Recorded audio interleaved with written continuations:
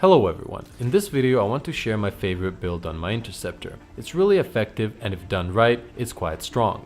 The main two skills you need is Cryoglaive and Tempest Strike combined with the target beacon to burn down stronger enemies. Cryoglaive freezes enemies and combined with the aura system you can have awesome ad control and you can freeze yellow bar targets too. The Tempest Strike is really good for the shielded enemies. Remember, use your primers only after the shield is down or it will have no effect. So what makes this build stronger than others? For me, it's simply the added survivability and ad control. You can start the fight in a few ways with this build. You can freeze a small ad with Cryoglaive, then get your aura up and focus on one target, or if there is a lot of enemies, as soon as your aura is ready, just move around freezing smaller ads or even stronger targets. As you can see in the gameplay, the freeze has kind of an AoE effect. I freeze one target and as soon as the second one jumps in, it takes damage and gets frozen, which makes it super easy to freeze a lot of targets simultaneously and the effect lasts for quite a long time. To the point that you can freeze an enemy, go around, just freeze other targets, come back and the target will still be frozen. Now the benefits of this are that you take less damage as the enemies are frozen, and this also makes your team's life easier. I had many situations where my team was taking a lot of damage and my ad control gave them time to regen and get back in the fight.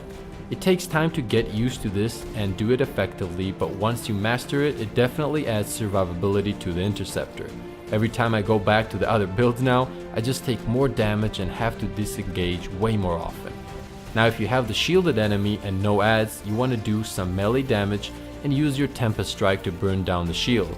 Then throw the Cryoglaive and dash out melee damage on the frozen enemy. However, in most situations you have ads around, and in this case I open up with my Cryoglaive ability on the ads and simply move around freezing and destroying the ads first. For the yellow bars that don't have shields, throw a target beacon for that extra damage, then the Cryoglaive and rush them. As they are frozen, start using the melee or the Tempest Strike. From here you will again have two options. If you have ads, dance around freezing enemies, or if the area is clear, just stay on the target until it's dead. I've had random teams that were dying over and over and I was able to clear areas on my own thanks to the ad control I had with this build. Now the downside is, for boss damage it's way harder to use than other builds. For example, when fighting the Titan you got to be careful with the melee damage unless you're in your super. However, it's still possible to throw a glaive, get a few shots in, proc your auras and get out. Always remember to use target beacon every time you get it, it really helps with the damage. This build works, it really does, and it's a lot of fun to see everything frozen around you. As you can see in the gameplay, most of the time everything is frozen. It's really good for solo players that end up with random people and they don't have any kind of team setups. However, on the interceptor you will always need the awareness to your surroundings, jump in at the perfect time, dash out damage and get out. That said, this build will keep you in the fight longer, which means you can do more damage. So once again, let's go over the main things this build brings. First would be survivability. Second, ad control. Third, you prime your targets for your team.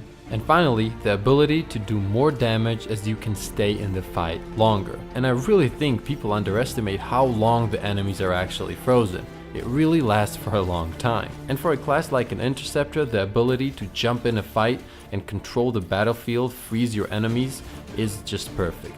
I'm sure this build can be even stronger with the right items. Unfortunately, I don't have any crazy components at the moment. As soon as I get some strong masterworks that will make this build even better, I will definitely make more videos for the Frost Ninja so we can have fun together with this build.